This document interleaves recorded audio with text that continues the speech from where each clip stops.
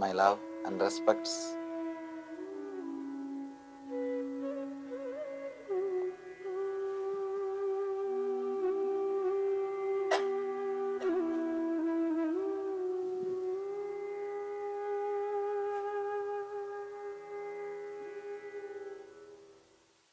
Today's subject is drop your mind, find your center. Let's enter into the today's sutra, then we will see what Shiva says in that sutra and why he is telling us to drop our mind. What's the reason? Daman Dachobha Sambuddha Sukshamagnitilakakritam Bindum Shikante Hritaye Layante Dhyayato Layaha. Very beautiful sloka. Sanskrit is not only important linguistically, it is important phonetically also. The very sound, the very vibration created by that mantras does something to your being, does something to you. Let me repeat the sutra, Shiva's words, then we will enter into the meaning. What Shiva means by saying the word drop your mind. Daman Tachobha Sambuddha Sukshmagnitilakakritam Bindum Shikante Hritaye Layante Dhyayato Layaha.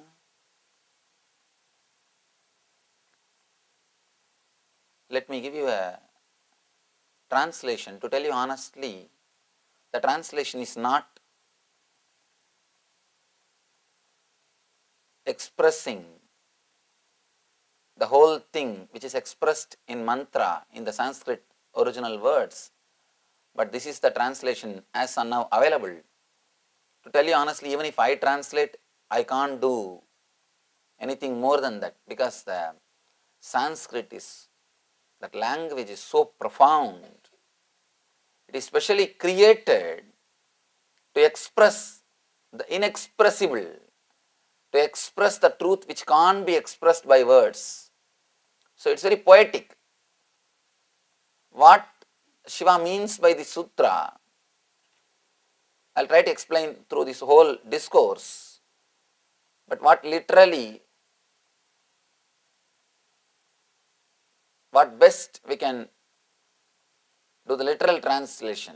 I'll try to give you the literal translation. Literal translation says, when on a bed or a seat, asana, asana means comfortably. Stiram, sukham, itam, asanam. In Sanskrit we say, which is comfortable and steady for your body, which does not need your attention, which does not need your awareness. In some position, when you are in some position, if your body doesn't ask your attention, means if your body doesn't hurt you, means you are in right position, you are in right asana. When on a bed or on a seat, let yourself become weightless beyond mind. Beautiful. Such a simple, wonderful technique to go beyond mind. Shiva is actually teaching how to make your whole life into meditation, how to constantly jump into the space of no mind, how to constantly jump into the space of eternal consciousness, how to jump into the peace which is in your being through all possible methods. If you are talking to somebody, he teaches you how to talk so that you can enter into meditation. If you are listening to somebody, he teaches you how to listen so that you can enter into meditation. If you are eating, he is teaching you how to eat so that you can enter into meditation. If you are drinking something, he teaches you how to drink. He is practically giving you techniques to enter into meditation using all things which you do in your life. Actually, you cannot become enlightened just by one or two simple things. You can become enlightened just by one or two simple things if you are really intense. But if you are intense, then you don't need enlightenment. You are already enlightened. You are here because you are not complete, you are not intense. So naturally, just one or two things won't help. Shiva is here to open all possible doors. He is pushing you into that source, into your being, into that bliss through all possible doors. He is the first and last master who opened all the doors. There are so many masters who opened one door, two, maximum 10. Shiva is the master, first and last, because still nobody else has done that job. He is opening all the doors. All possible doors are opened by him in this single book. According to me, this book is the unabridged dictionary of all spiritual philosophies. All spiritual philosophies are recorded, I can say, created, expressed through this book in an unabridged way, in its fullest form. He says, when on a bed or a seat, let yourself become weightless, beyond mind. If you see Shiva sitting, he is sitting in the same way only. How he says he is sitting in the same way. That's why I always tell people, Shiva is Shiva Sutra. He is expressing his own being. You can't separate Shiva and Shiva Sutra. You can't separate master and experience. When you try to have some part of Shiva or benefits, only benefits from Shiva, without accepting his wholeness, his whole being, then you are in trouble. Somebody asked me in Los Angeles, Swamiji, Shiva is represented by Palic symbol, means sex organ in India. In India, if you go to any temple, there won't be any temple in India which doesn't have that Shiva Linga. It's a sex organ. How can you worship Shiva in this form? What is this? Please be very clear. It is not just sex organ. It is the representation of creativity, energy, from where we are all born. The energy from where we all have come out. It is the representation of our father and mother energy, the universal father and mother energy, from where we all have come out, from whom we all have originated. The linga represents the universal father, cosmic father. The yoni represents the cosmic mother, universal mother.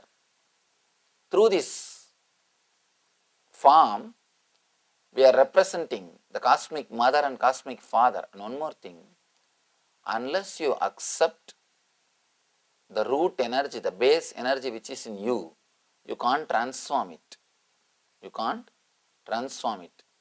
People use only few benefits which they get from master, do not understand or try to realize the whole of the master. God is only just utility for us. Like a pickle, whenever you want, you just touch it. When you don't want, you just push it aside. Small story. Guy met with an accident, taken to Mercy Hospital in emergency room. After treatment, after 2 days, is slowly regaining from coma, is coming back to consciousness. Doctor and nurse, both of them were standing near him. Both of them were giving confidence to him. They are saying, don't worry, you are all right, you will become all right within few days. Nurse asked, are you covered by insurance? He said, no. Then will you pay in cash? He said, I am afraid I may not be able to. She asked, do you have any relatives? No, I have only one sister. She is also become nun in New York. She is a real spinster. Nurse was really offended. She said, don't talk. Sir, I want you to understand, nuns are not spinsters. They are married to God. He said, oh, in that case, send my bill to my brother-in-law. In that case, send the bill to my brother-in-law. Be very clear. God cannot be just a utility. We are all trying to use God as just an utility. We are all trying to use the Master's utility. As long as he does and says things which we can understand and agree according to our frame, things are really beautiful. Okay. But when he does something which we don't understand, which is beyond our understanding, we are not able to understand. And we start criticizing. We start opposing. Of course, we are the one who are losers. Anyhow. Now, if you see this Shiva statue, is exactly expressing the sutra which he is speaking. Of course, you don't have to see the statue. Even if you are not able to see, it's okay. He is just sitting straight. The same way in which he is explaining. And he is represented by a sex organ, Shivalinga. Why he is represented by that organ, and why he is sitting and meditating, what he wants to say through the sutra, and how all these three things are connected is the whole discourse. Sutra says, when on a bed or a seat, let yourself become weightless beyond mind. Shiva says, becoming weightless will take you beyond mind.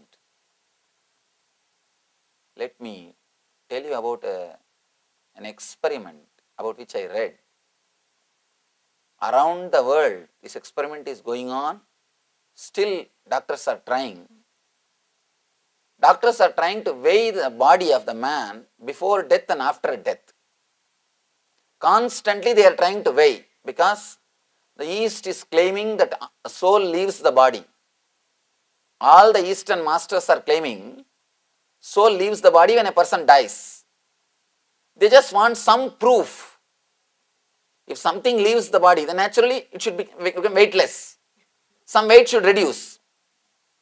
Because according to science, everything has got weight. According to science, everything has got weight. The big problem is science has entered into the realm of only matter. Only in matter level, everything has got weight. Now they have even measured sun rays, the weight of sun rays. They say 10 square miles. The sun rays which falls on 10 square miles, if you weigh them, it comes to the weight of 1 hair. Now they are able to weigh even the sun rays. They have proved everything has got weight. So now the only thing which they are trying to do, they are trying to weigh a body before death and after death, so that if there is a weight difference, if there is a less weight, then they can understand the weight of the soul. They are trying their best. All over the world the research is going on. But not only weight is not reducing, suddenly the weight is increasing. See, when a soul leaves the body, not only weight is not reducing, but weight is only increasing. Now doctors are in a big confusion. Because as far as they know, everything has got weight. And all these masters and mystics are constantly repeating, soul leaves the body when you die. Then there must be weight difference. Your weight should become a little less when you are alive and after your death. But instead of weight reducing, your body is gaining the weight. What's going on? They are not able to understand. You need to understand an important secret. This is the key of this whole sutra. Your presence is weightlessness. Your presence is weightlessness. Whenever you are present inside your body, you are weightless. That is why when you leave the body, it becomes more heavy. When you leave the body, it becomes more heavy. One more thing, whenever you feel your body is heavy, that part of that body is losing your presence. If you have knee pain, you have not given your presence to the knees. That is why that portion is heavy. If you are feeling heavy in the stomach, you have not given your presence to stomach. That's why that part feels heavy. In every part, you feel heavy when you don't give your presence to that part. That is why when your presence leaves your body gains weight. Means your presence is weightlessness. By the very nature, your presence is weightlessness. When the weightlessness leaves your body becomes heavy. Not only with human beings, even with animals they are experimenting. They are experimenting even with animals. The moment the animal dies, the body becomes heavy. One more thing, and this is the amazing thing. Even before chemical change starts happening, you may say because of some chemical changes, the fluids may become solid. That may be the reason why the weight is increasing. Doctors are saying, even before the chemical changes starts happening, the moment the person is dead, immediately, because the chemical changes, it takes at least 3-4 hours. Even before the chemical changes starts happening, the weight is increasing. Still they are not able to find the mystery behind this research. They are yet to catch up with the spirituality. They are yet to catch up with the spirituality. Thousands of years ago, Shiva says, your presence is weightlessness. Now, with so much of research, they are proving the same thing. They are proving the same thing, but the problem is they are not able to clearly create a formula, technology out of this truth. Shiva has not only said the truth, he has created a beautiful technology, practical way to use this truth. He has created applied science also. Actually, all scientific discoveries, when they are doing, the person who discovers, the scientist himself is not aware of the utility or the practical application of the research or what he has discovered. Later on they start using it, applying it in the life. Only then the person who invented suddenly realizes, oh God, there are so many ways this truth is getting used. Even Einstein was shocked when some scientists declared his theory has got practical value. In some of his letters he writes, I never thought it has got some practical value. I always thought it has got only theoretical value. Like a Big Bang theories. There are so many theories. Just yesterday I read a beautiful article. They say that now they are coming up with more and more evidence in NASA to prove in less than a microsecond, from subatomic level to macrocosmic level, the whole universe has happened. The whole universe happened from subatomic level to the macrocosmic level, to the whole universal level in less than microsecond. They are describing in a very detailed way what Taittiriya Upanishad, one of the beautiful Upanishad, it says, Atmanah Akasha. From Atman, Akasha just appeared. Akashat Vayuhu. Vayor Agnihi. Agner Apaha. Apa Prithvihi. Prithivyor Annam. He says in Taittiriya Upanishad, the great seer, Rishi says, a great saint, he says, just like that, without any gap in time or in space, simply the space exploded from consciousness. From the space came the air.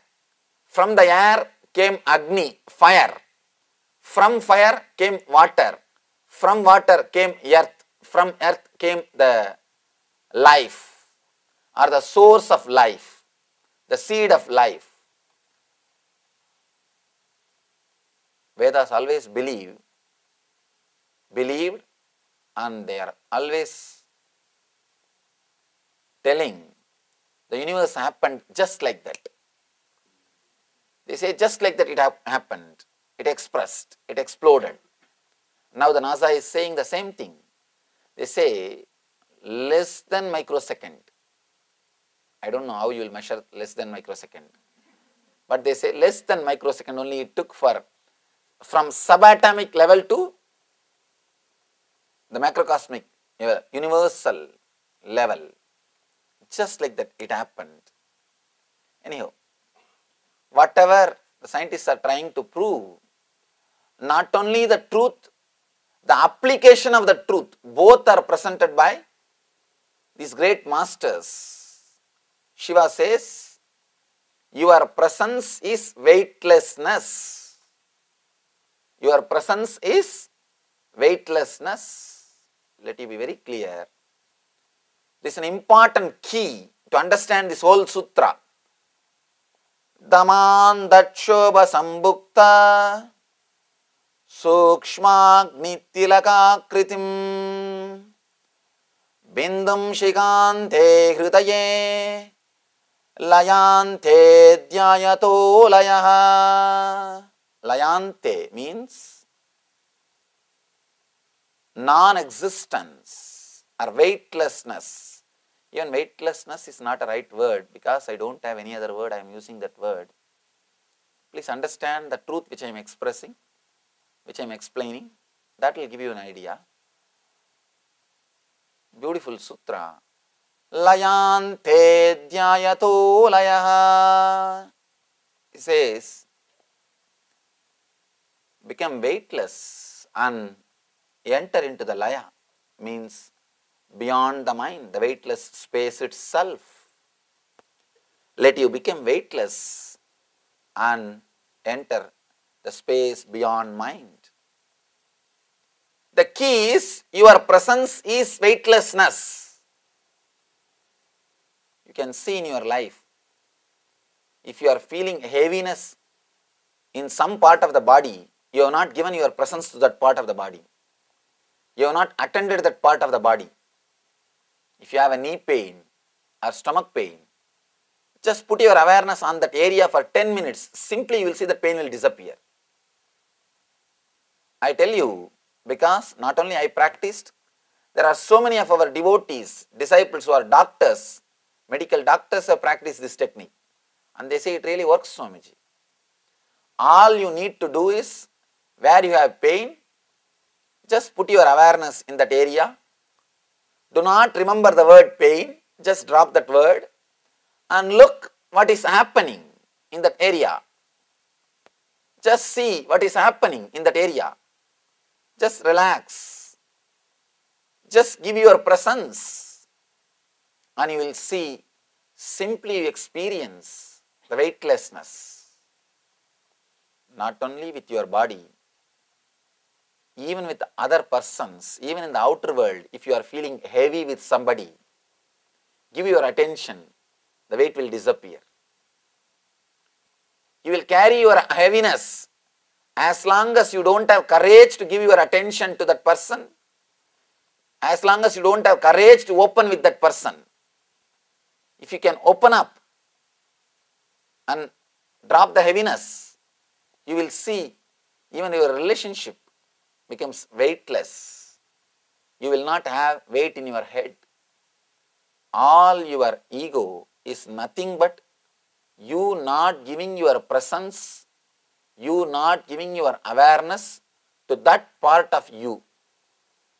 Wherever it hurts, whether it is physical, mental, in relationship wise, give your awareness, give your presence.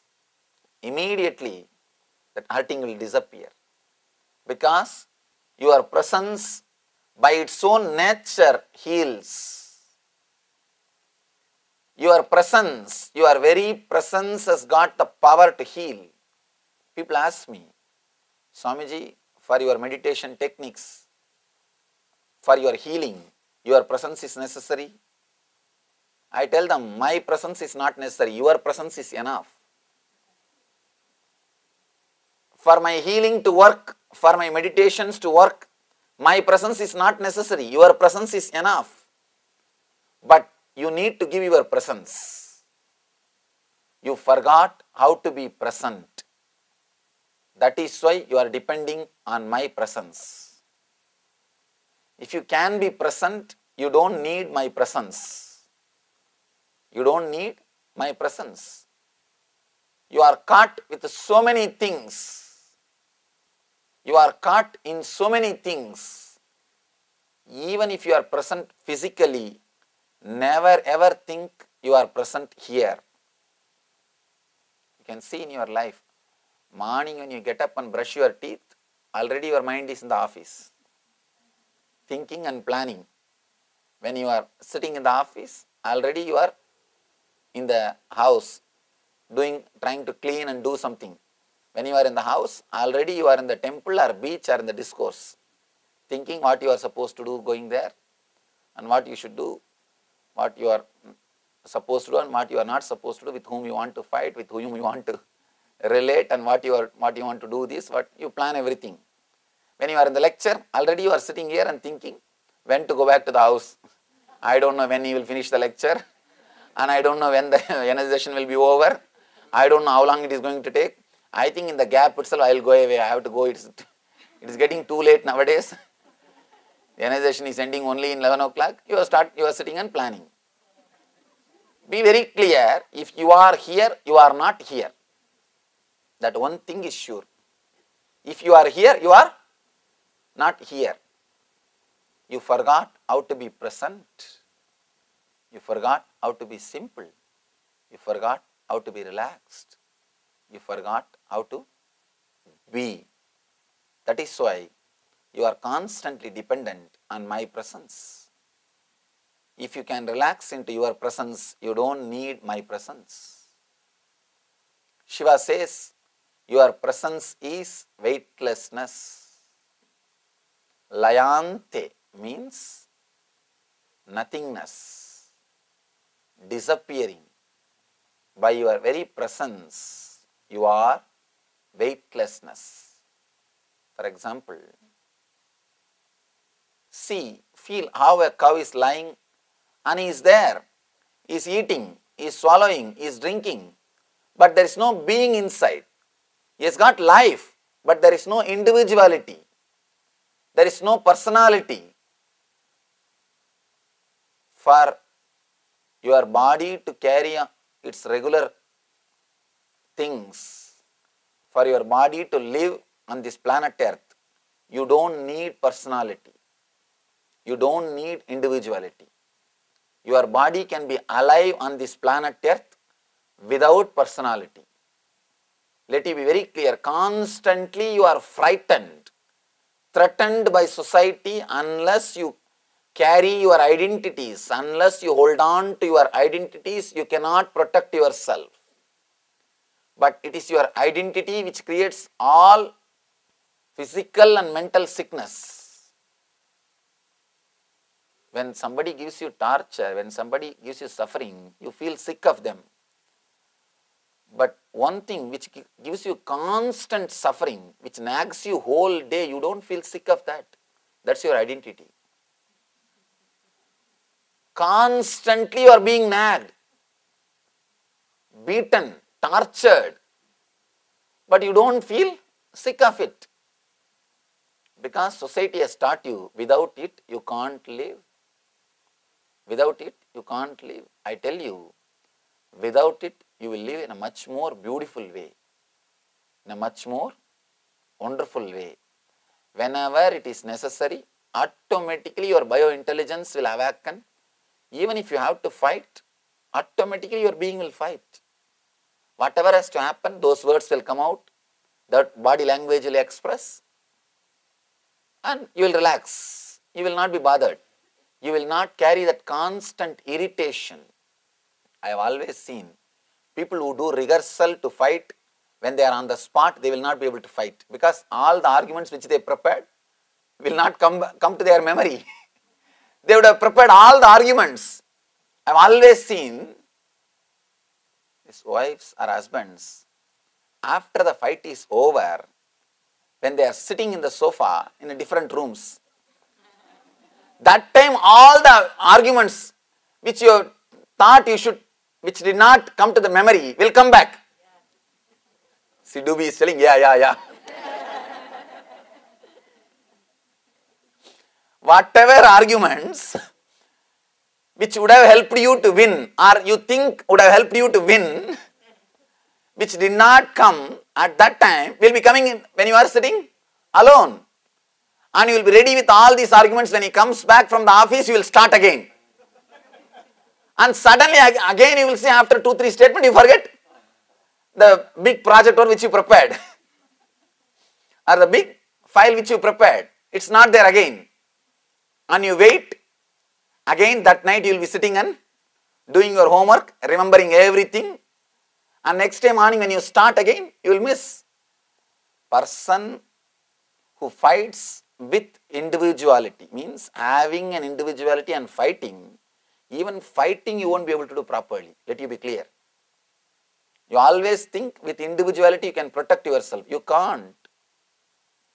Because with individuality, constantly you are dependent on your past experience.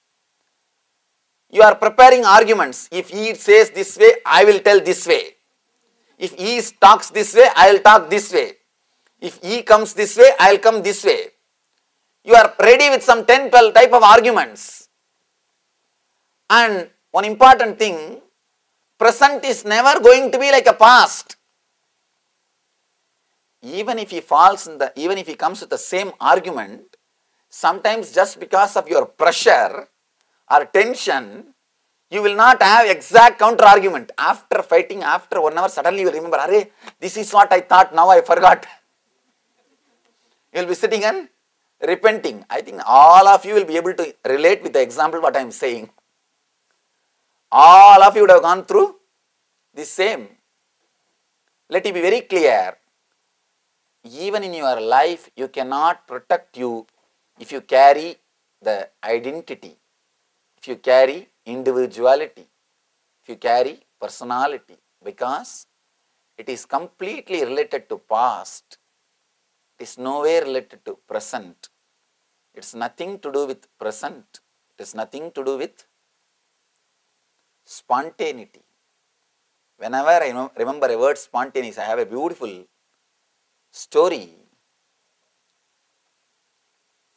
At least I think I would have told this story 100 times, but I never miss a chance to tell this story. Because it is such a beautiful story. How the person who is not cultured through education or so-called civilization, how they have sharp spontaneity. You can always see person who has not gone through the so-called culture or so-called civilization, so-called education, so-called trainings, he will be more spontaneous and alive. He can handle things in a much more straight way. Because all social training is nothing but training to prepare yourself before entering into the situation. Forget about fights. Even when you go to meet your friend in the car itself, you will be preparing all the dialogues. All the dialogue. You can't even meet your friend spontaneously. Even if you go to meet your friend, you are not dependent on your spontaneity. You do not trust your spontaneity. You do not trust your weightlessness. You are preparing the file. You are preparing the file. What should I tell? It's because you have to impress him or impress her. The game of impressing is going on. Even with your friend, you cannot relax. That is why actually dialogue never happens. I can say at least after the age of 6 or 7, dialogue never happens in your life. You listen to the other person so that now you can start shouting. Actually, you listen to the other person, you are not even listening, you are preparing your argument in that gap time. So, by that time, you start putting all your things and he starts preparing his argument. The listening never happens. Listening never happens. Just each one is preparing and doing only the catharsis. Actually, psychoanalysts are paid just to listen. You don't have anybody to listen in the modern day. What will you do? There is nobody to listen. If you start talking to your wife, she says, keep your problems with you, I have enough. If you start talking to your husband, he says, enough, relax, I have enough. And he starts telling his stories. That is why you need psychoanalyst. He listens to your story just to he gets paid just to listen to your stories. Nothing else. Really, the modern days, the person goes to psychoanalyst and you are made to lie down on the couch and they put the screen also. Freudians, they put screen because the emotional attachment should not happen. Only then you will be very objective. So they put the screen between the patient and the doctor. And sometimes you don't even know whether the doctor is sitting other side or not. It seems it happened once. Doctor prepared a audio cassette saying, more. Next, what happened? What's going on? Yes, right. Just these words. He prepared audio cassettes. Whenever patient comes, he will make them lie down on that couch, put the screen, switch on the tape, go away. One day, by mistake, even before the patient finished the statement, the audio system started telling, yes, go ahead. Then the patient had a little doubt. What is happening? He just moved the screen and saw the other side tape recorder is sitting. And next day onwards, he started bringing his own recorded version. Moment doctor goes away, he puts his cassette and goes away, that's all. Two tape recorders are sitting and listening to each other. When doctor can keep a cassette, why not me? He records in the house itself whatever he wants to say. He brings the cassette, puts the cassette, and the moment doctor moves out of his cabin, he also puts the cassette and goes away. It is nothing but two tape recorders listening to each other. Actually, man has become never so poor in the whole civilization like 21st century. In 21st century, he doesn't have even people to listen to him. Forget about healing him. He doesn't have people even to listen to him. Over. He is completely out. I don't know what is in store or what is next. I think nothing more can happen. Nothing more can happen. One thing we can all be sure, nothing worse can happen now. Everything has been done. Nothing more can be done. Nothing more needs to be done also. Nothing more needs to be done. Anyhow, Shiva says, by your very nature, you are weightless, spontaneous. If you are feeling one important technique, if you want to find out whether you are egoistic or not, if you are constantly having a heaviness around this area, if you are constantly remembering your head, be very clear, you have tremendous ego. If you are aware of your head, let you be very clear, you have ego. You may say, sometimes I don't feel aware, I am not aware of my head at all, Swamiji. When you laugh loudly, when you are dancing, when you are sitting with somebody with whom you feel connected, your beloved, rarely with your husband, or rarely with father or with mother, when you are really opened yourself, at those few moments you won't feel the boundary of your head. You won't feel you have a head. You will feel the weightlessness. Those moments really you are experiencing meditation. Those moments you are having the glimpse of meditation. When you are loudly laughing or dancing, not to show to anybody, or not as a professional dancer, just jumping for no reason. See these kids whirling, they don't whirl so that somebody will pay them for them. They don't whirl, after that they can collect a ticket, no. Just jump, just whirling, just out of joy, just out of celebrating. Just because 4 or 5 are there and you can see each other in joy and you can just see the other smiles and just you are sharing the smiles.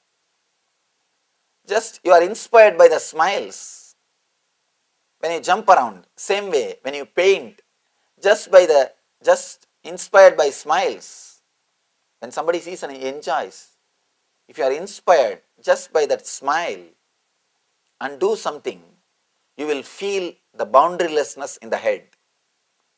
You will be spontaneous. As long as you are aware or you have boundary, you are pressured, you can't be creative, you can't be artistic. There is a beautiful story, Zen story. Disciple, great painter, was asked by the master to paint the master. Master is sitting, disciple is painting. Whole day he painted, finished the painting. When he showed the painting to the master, master first thing he did, give a big blow. Simply kicked him. In Zen masters are not so-called cultured or polished. They will straight away work. They don't talk much. They don't waste time in talking. The disciple was shocked. What is this? What have I done? He said, fool, don't paint you, paint me. Don't paint you, paint me. When you do it with your ego, you will paint you. Your idea about me. How you look at me, not me. Disciple was not able to understand. Every day 5 hours, 5 to 6 hours, disciple sits with master and paints. Finally, he gets just to get the beating. And it goes on and on and on for 10 days. Finally, that day, actually, master is working on the disciple. He is teaching him how to paint egolessly, how to paint without personality, without individuality. Creating after enough of pressure, now the moment disciple sees the master, he starts shivering. He has started shivering. In those days, disciples used to be afraid of master. Once upon a time, disciples used to be afraid of master. Anyhow, finally, the last day, when disciple was painting, suddenly master says, I wanted to go to bathroom, you continue your painting. He went away. When he came back, he saw the disciple was painting without his being. He accepted that painting. Not only that, he says, now you understood how to paint without being. You may think how it happened. The moment master moved, the pressure on the disciple's head has disappeared. The pressure, he is being watched. The pressure he has to satisfy has disappeared. The moment that has disappeared, he was able to do it in a beautiful way without the being, without the personality. Before he started painting, in his head there was so many pressure to satisfy this person, this and that. So many weights were there on his head. When he started working with the master, by creating big pressure, he removed all other pressures. Actually, if you get married, you won't have any other suffering. That one suffering is enough to take away. And this reflexology, if you go through reflexology, you will not have any other pain, because that pain is that pain is enough to take away all other pains. Same way, sometimes big pains takes away all the small pains. Master sits on him and takes away all other weights. And after removing all other weights, he removes himself. And suddenly disciple feels the weightlessness and enters into the spontaneity, enters into the spontaneous energy. And he became a great painter. Let me tell you this story which I was about to tell about the spontaneity.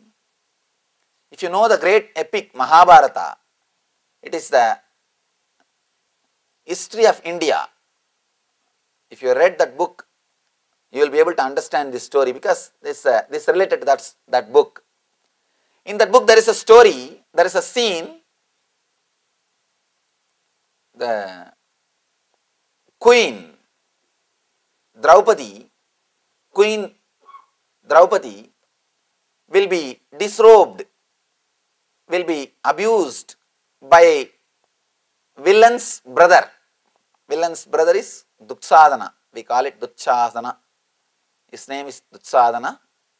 He will be disrobing, abusing her in common palace, in the common darbar, in the court. He will be abusing her. She is a great devotee of Krishna. Krishna is incarnation of God. When she calls Krishna, when she was being abused, she calls Krishna. Immediately Krishna appears and protects her, supplies cloth, abundant clothes. And this Dutsadana, the villain, was not able to remove all the clothes. He is completely tired, he drops dead. This is the story. According to story, the villain will be disrobing the queen. She will pray to God, and God will appear in the scene and give her enough of clothes. He will be just pulling, the cloth will be coming, and It is just like a hill made out of clothes. So much of clothes will come out of our body. Then this fellow automatically drops dead. This is the scene. In India, the beauty is every village will have the recitation of Mahabharata. Means reciting this story is a ritual done in every village. At least once a year, they will do this ritualistic recitation of this story. And no mic or anything, just they will get into the stage and start singing or shouting. It will be really fun to watch the whole thing. And usually the kids and the old ladies who don't have any other work, they will come and sit there. And they will chew the tobacco leaf and spit on somebody and spit the juice on somebody. You will have a little prasad and tirtha. And all these kids will do 1, 2, 3, everything there itself. Nothing can be done. And it will all be there. You will be sitting amidst of all these things and enjoying the drama. And it's like a village gathers together. And not only Mahabharata, all the village stories also will be told there. Each one will be talking to others about what happened to her and what happened to him, who ran away with whom, who is living with whom, and who is doing what. The whole story they will share there only. It's like a common place, get together, where they will sit and speak all these things. And traditionally, women are not allowed to participate, women are not allowed to act in the drama. Female role also will be played by male only. Male only will play the female role also. Now you have to understand the whole scene, only then you can enjoy the spontaneity. Only then you can enjoy the spontaneity or the whole thing, how things happen. And there will not be much instruments or materials. If there will be only one stick with a big tin attached to it. If Saraswati holds that stick like that, you have to think it is a veena. If Hanuman holds like that, you have to think it is a gadayuda. The same stick will become veena and gadayuda. You can't do anything about it. And the same stick will be used for everything. Gadayuda means weapon, veena means musical instrument. For both, they will bring the same stick only. That will only be used for all the purposes. It's like a multi-purpose. And sometimes same actor will come playing 2, 3 roles. And he will just change only one cloth, one shawl. And he will come back and tell the story. Anyhow, that day part is that Draupadi, means the queen, is supposed to come with a 7 sari tied on one on the other, so that the Duchadana will pull the saris. By the time it comes to 6th sari, the queen has to shout Krishna, Krishna. The Krishna will jump from behind the stage and he will jump into the stage and say, "Oh, my dear devotee, I have come to protect you. You are protected." Immediately the villain has to act as if he is tired and he will drop dead. This is the story. By mistake, the villain forgot the count that day. Instead of pulling only the 6th sari, till the 6th sari, he started pulling the 7th sari also. The queen is wearing 7 saris. The villain is supposed to stop at the 6th sari. Until 6th sari, the queen will not call Krishna. She will be telling something Madhava, Madhusudana, Keshava, some other names. Only when this comes to the 6th sari, only when the villain is little tired or acts as if he is tired, she will call Krishna. Then Krishna will jump from the stage, from behind the stage. He is standing behind, smoking beedi actually. I am telling you the whole scene, what is going on there. And Krishna is standing with his mukuta and flute in one hand. Flute means the same stick. And he is just enjoying the smoking the beedi. Beedi means the village cigarette. And he is enjoying the beedi, waiting for call. And this villain forgot the number count. And he is pulling the 7th sari also. And suddenly Draupadi realized the seventh saree is being pulled. And because the seventh saree is being pulled, instead of calling Krishna, straight away she started kicking Duchadana. She started kicking the villain. Hey, leave me, hey, leave me. According to we were all surprised. What is going on? Usually the fight is not supposed to happen. How can queen fighting with villain? It doesn't. She is supposed to call Krishna, Krishna. Instead of that, she is straight away attacking the villain. And the fight has started. And this villain guy also did not understand what is going on, or he is doing some mistake. Somehow, finally, in that whole mess, he pulled the seventh saree. Now, she is standing with a trouser. On the stage, in a public stage, above the hip, female decoration, female makeup, with all the female dress and female jewelries, hair and the flower, everything is female. With all the traditional turmeric powder and decoration. And below with a trouser he is standing on the main stage. Behind that, Krishna is looking through the screen, still why I am not called, with a beedi. With a beedi he is standing and looking through the screen. Why still I am not called? What is going on there?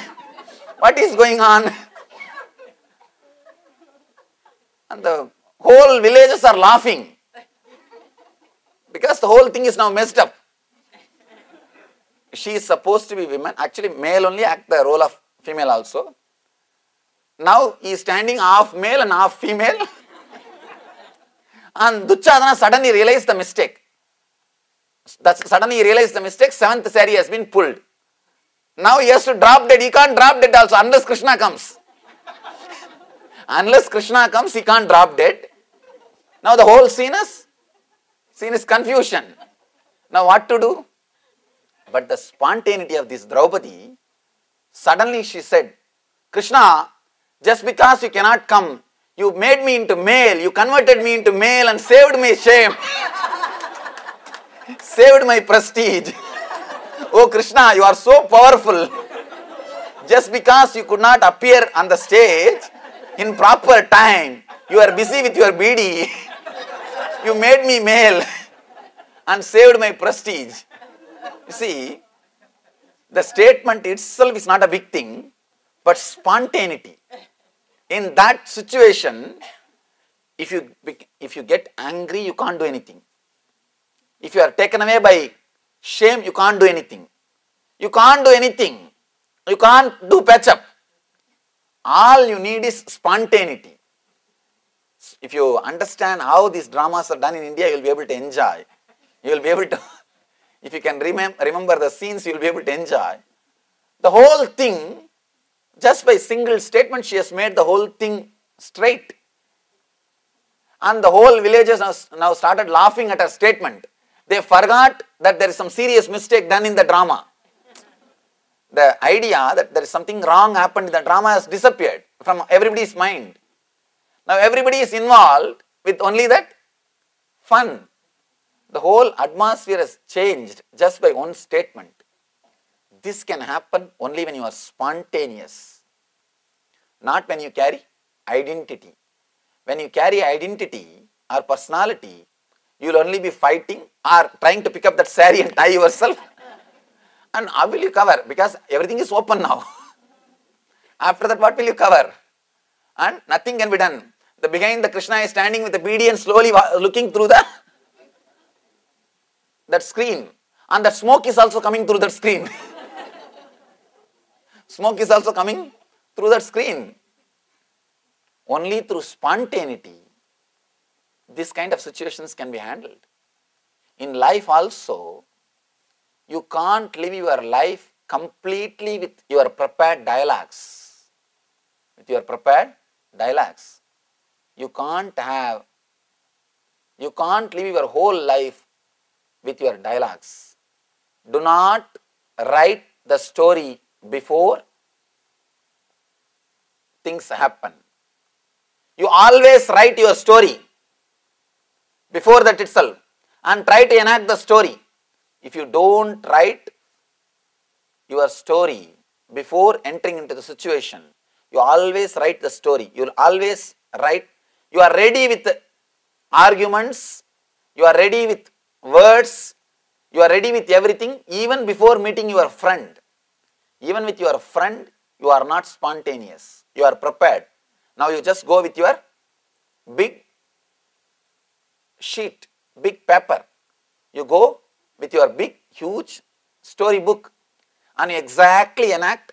If one statement, if something goes wrong, the whole story is mess. You go with a prepared story. I tell you, if you live without prepared story, your life will become history. People who created history lived without story. Either you live with your stories and just reproduce the same stories, live and die, or you live spontaneously.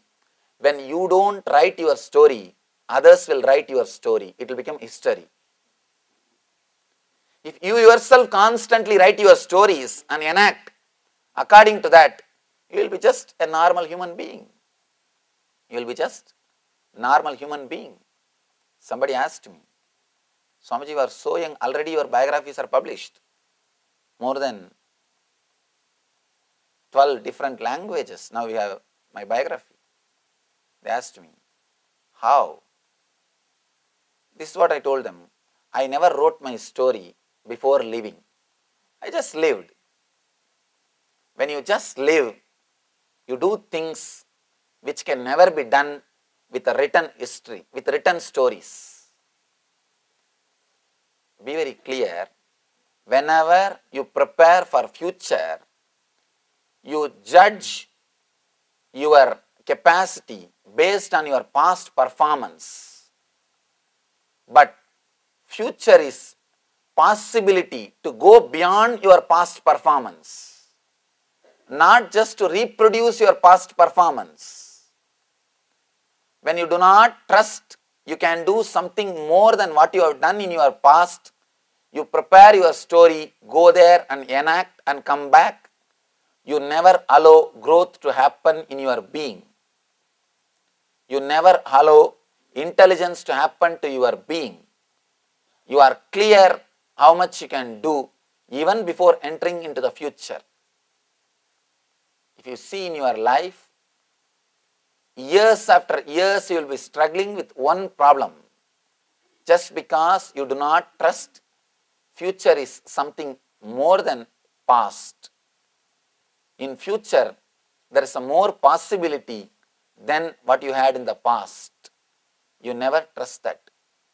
You always play very safe, secure game by bringing your past again and again and again, creating a story and enacting again and again the same story into the future. I tell people in our ashram, at least do new mistakes. It's okay. But we don't even have that much of intelligence to do new mistakes.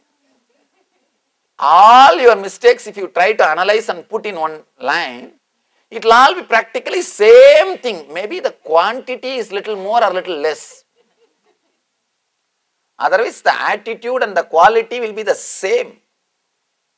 We don't have intelligence even to do new mistakes.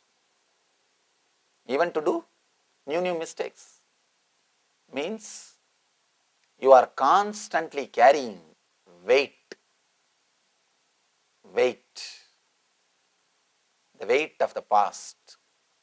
Shiva says, when on a bed or a seat, let yourself become weightless beyond mind. Bindum shikante ritaye layante jyayato layaha. He says, just be dot, a dot which has disappeared, the small dust atom which has disappeared, which doesn't exist, weightless. Damantat shobha sambhuta sukshmagni tilakakritim bindum shikante hritaye layante dhyayato layaha.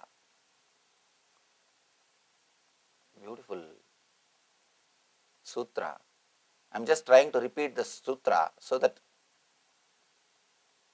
let all dimensions of this aphorism be explained to you.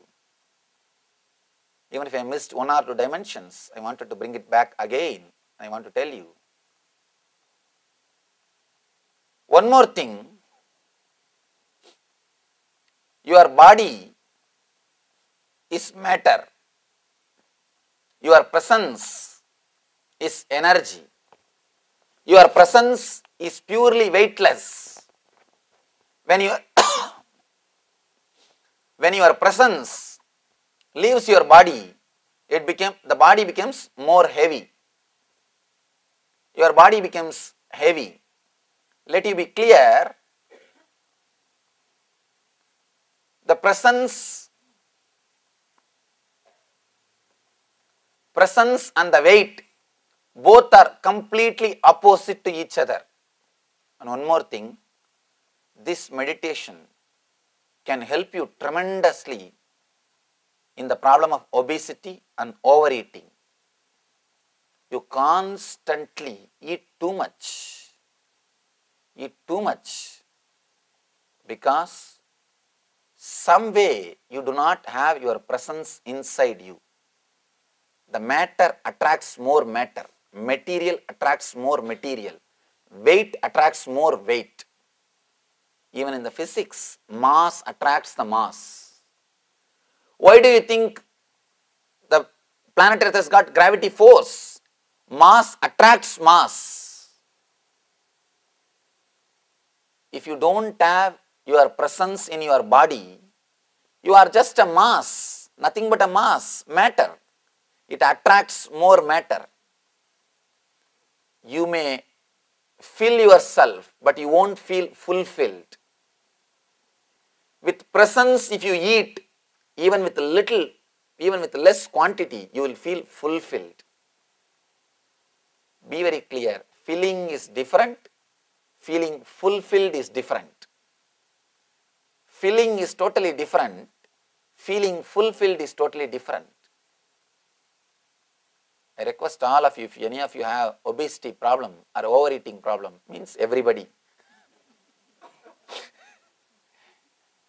do this simple technique just for 5 minutes. It's not a big thing. You don't need to do this technique whole day actually. It is a very simple, very beautiful technique. Today we will practice this technique. Before eating, but before eating anything, that is the problem now. Because we don't eat once or twice a day. There is no difference between cows and us. Cows, wherever they see something which can be eaten, immediately they will open their mouth. Human beings also become like that. No time. Even while walking and driving in this country, I saw even when they are driving, they are eating. Because that kind of food is available. And if you don't have time to eat, and then just have a Coca-Cola, that glass, that bottle, Coke bottle. Coke bottle you don't have to hold actually. You can use one hand and put on that steering and drive and drink. Constantly something is going into the body. Constantly the matter is attracting the matter. The material is, mass is attracting the mass. Before eating anything, try to do this meditation, but don't do it in your car. At least before morning breakfast,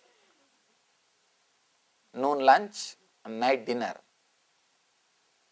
and evening snacks, and between coffees, and little tea, and Coke in the car, burger in the bus, anywhere. I don't know what else goes inside. Oh God. And I saw the size of the food. Oh God. No, really, and let me be very clear. Please understand, so much of advertisement for food should not be done. See, constantly what you see only you will feel connected. So much of advertisement for food. should not be done. And you eating is somebody's business means naturally you will be made to eat. One guy goes to the psychiatrist and says, "Sir, I have too many problems." Immediately psychiatrist says, "Don't bother, everybody has got problem, even I have problem. Please sit, let's sort it out." This guy will sort it out. 3 sessions, I'll charge you $100. Let's start. This guy says, 3 sessions, $100 will solve your problems. But tell me something to solve my problem.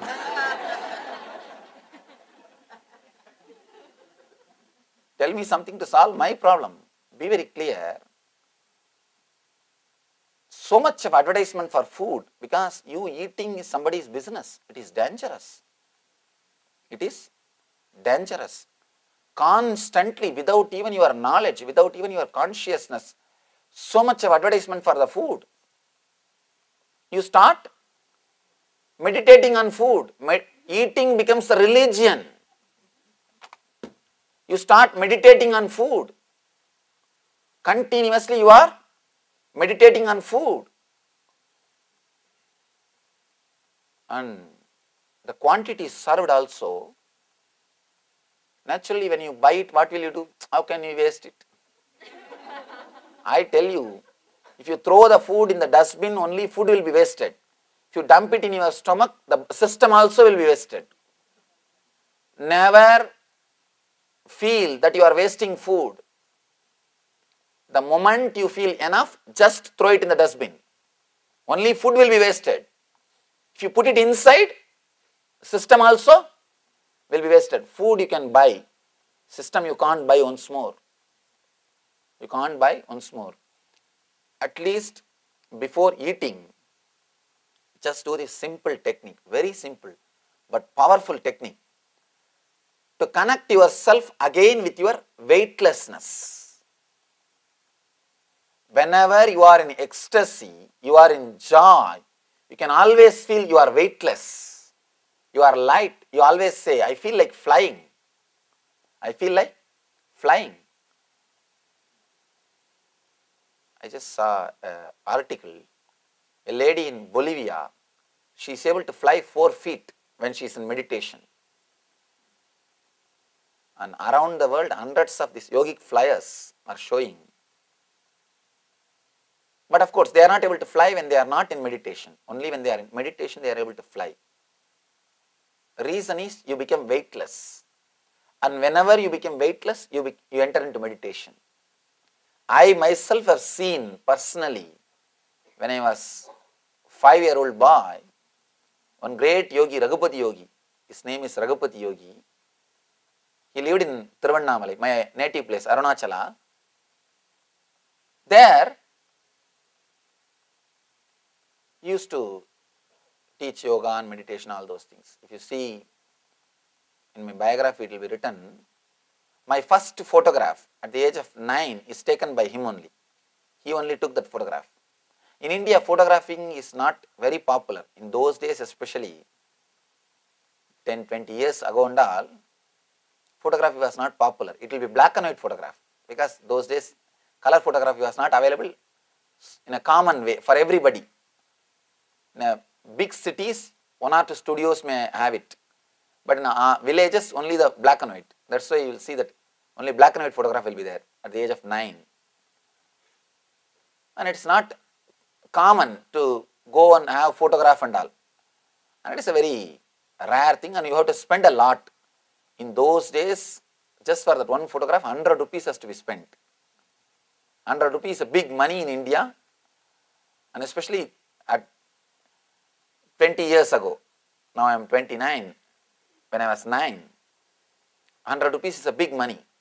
Photography means actually when you get married, maximum they may take 2 photographs. Before and after. AM and BM. Anyhow. And that much only It's not a common thing. And he photographed me. And I was surprised, and it's a big fun also. You being photographed is a big thing in those days, especially village. Village means, when I was living in my village, only 3 automobile vehicles will enter into the village per day. Whole day only 3 vehicles will enter. Morning 1 bus, evening 1 bus, noon time 1 bus. If morning bus comes, we all know that we should go to the school, because the whole village is 4 street. We will run to the school. Noon time bus means we will come away from school. And usually people don't wear watches and all. Watch and clock, all those things are not common. And evening, noon time bus means we will come back from school. Evening bus means school is over. That's all we know. And the bus, that conductor also knows when he enters the village, he has to honk, because the school teachers will know the time. That is the way schools will run. When he enters the village, he will be honking. And he has to honk because people will be playing in the road. You can't think it is a road and all. Kids will be playing in the road, and not only playing 1, 2, 3, everything will be in the road only. 1 or 2 or 3, everything will be in the road only. So he has to come, and that kind of village. And in that kind of village, photographing is too big thing. I asked him, why are you photographing? Why are you spending so much of money? 100 rupees is something like 2-3 months. A person, if he works, he will make that 100 rupees. 2-3 months. If he makes, if he works, he will make that money. He told me, you don't know now the importance. The future will thank me just for this photograph. And he wrote that behind that photograph. Still that is there in the ashram. He wrote that in that photograph, future will thank me for this expenditure. And the whole future, the humanity will celebrate this photo. I know, that is why I am taking, I am spending. And this yogi used to fly. I have seen with my own eyes he flying. When he sits in the meditation, and he will close his eyes, and like a iron rope, the copper wire, he will tie that copper wire in the anahata region, in the chest region, so that he can hold the breath, prana. He will tightly tie it. He will just take a deep breath and tie it. The moment he ties and relaxes, so much of air inside, just his body will start floating. It will levitate. Once he levitates, he will relax it. Means it's like a taking off. Then he will be there in the same space. Then after, he will remove that wire and he will be there in the same space. He will just be there. And he will just be there for hours together, like a floating in the water. He will be floating on the air. And he will tell all the small kids to go under him and come out to see whether anything is there. And we will go below him and under him and come out to see anything is there or not. And naturally, you will be shocked when you see somebody floating. It is based on this technique. It is based on this technique.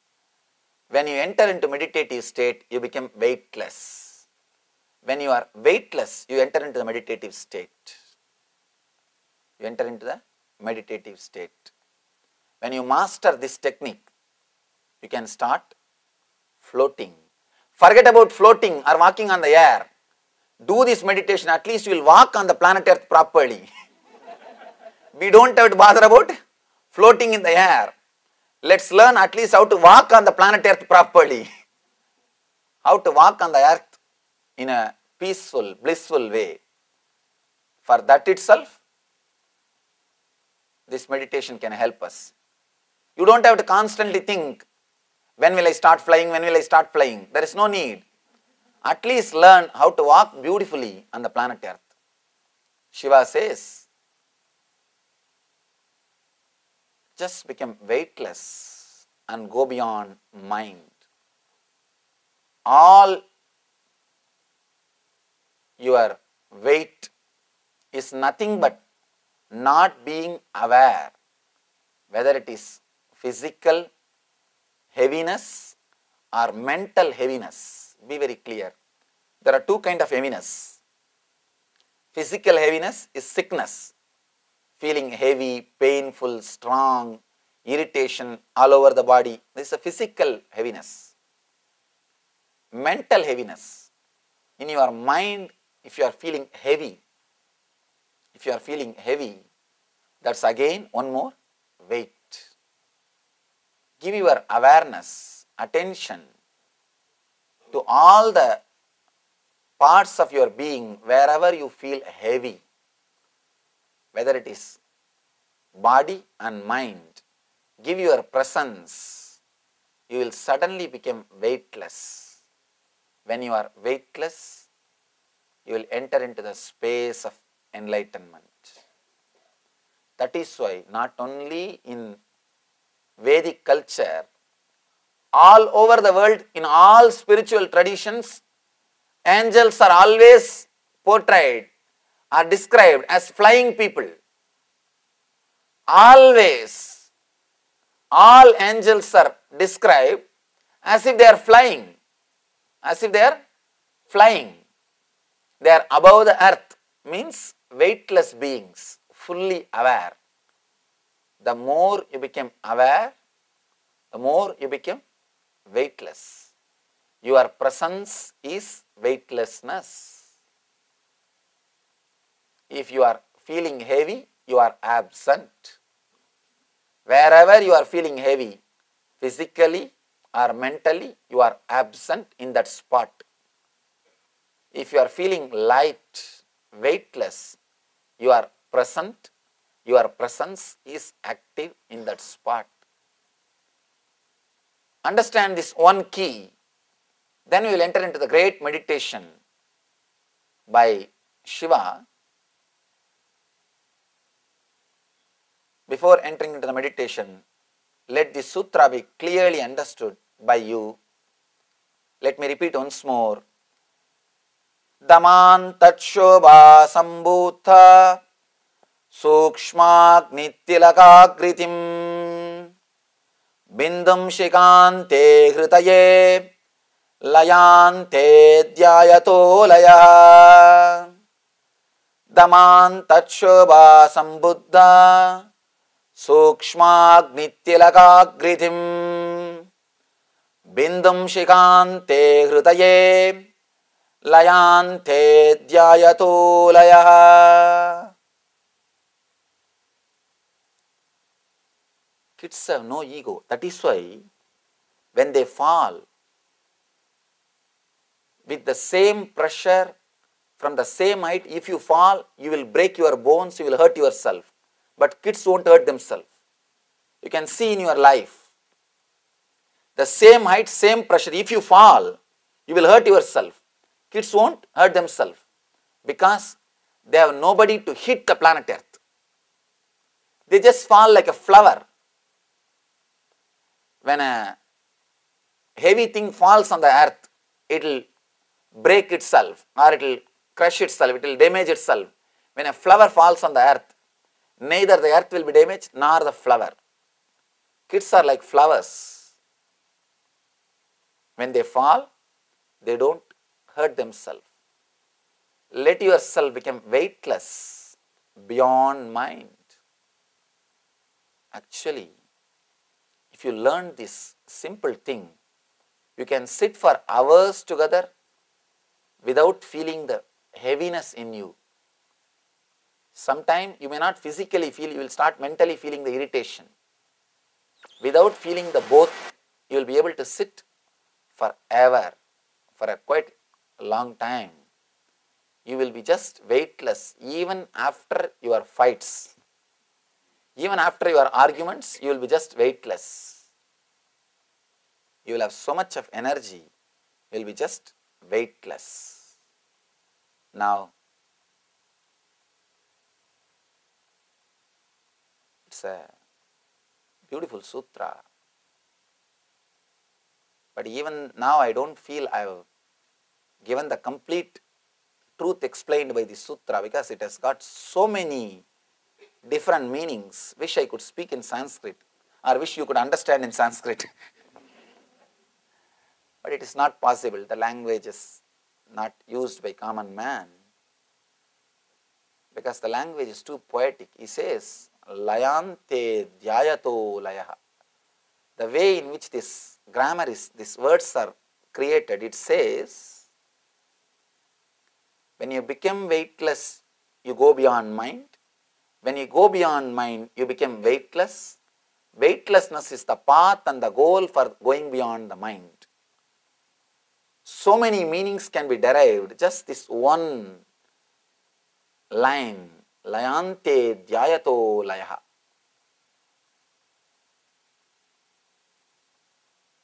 One more important thing, your body is made out of memories. If you are emotionally attached to some memory, if you are connected to some memory, if you are caught by some memory, that part of your body will feel heavy. Your body related to that memory, or that memory, the part of your body which is directly connected to that memory will start feeling the heaviness. If you sit in your office and just remember your boss without doing any work also, you will have shoulder pain. Just for 10 minutes, can't meditate on him. You will have shoulder pain. Because the memories related to stress are awakened. Those memories are directly connected to shoulder. You will have shoulder pain. You will have shoulder pain. Constantly, when you attach yourself to some emotionally when you attach yourself to some memory, the part of the body which is related to that memory will start having pain, will start feeling heavy, will start feeling the weight. Now Shiva says how to become weightless and how to enter into the space beyond mind, beyond memories. It's not that you will lose your memory, you will not have emotional attachment to it, you will be able to handle it in a much better way. Now, let you have a small break